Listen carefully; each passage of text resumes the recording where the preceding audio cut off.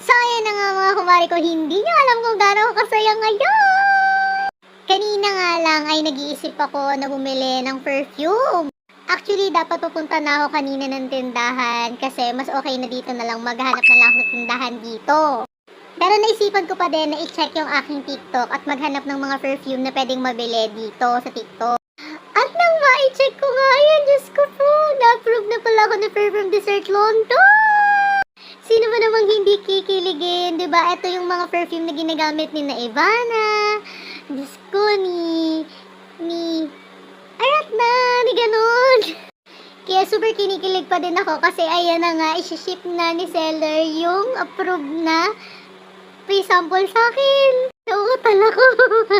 Ayun, basta kinikilig ako. Kaya ikaw na mga affiliate dyan, wag na wag kayong mananawa na mag-request ng pre-sample. And for sure, isa sa mga shop dyan